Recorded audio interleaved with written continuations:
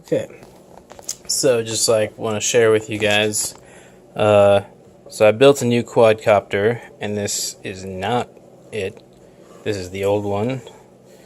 And before I had a Naze 32 up in here, and got the transmitter, video transmitter, and I got a run cam that is like really old. I think it's one of the original. I don't really know. Like it doesn't have a name. It's just a run cam. But yeah. So this is some old technology I found out, realized, and so I built an updated, newer version, a newer quadcopter that has a little bit nicer stuff on it.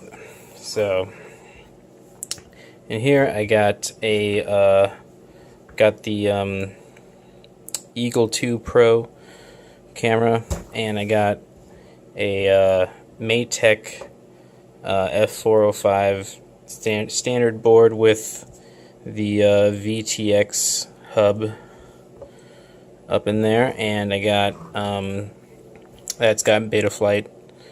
And so I moved from a from F1 flight controller to F4 flight controller, so hopefully there's a big improvement there. And I got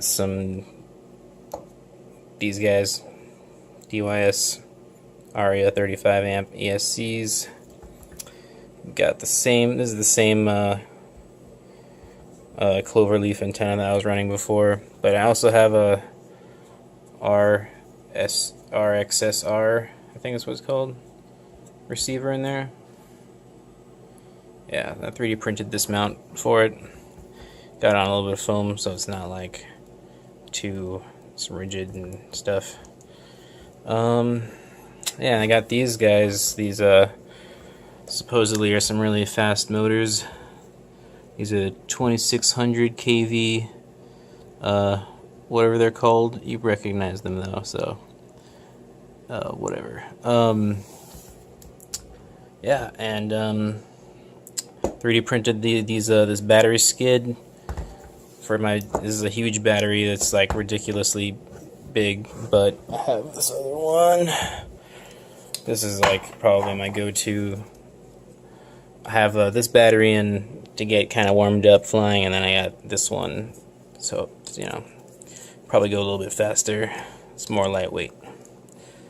Both of those are 4-cell lipos. Yeah, so I'm gonna give it a test run right now, and I'll see how it goes.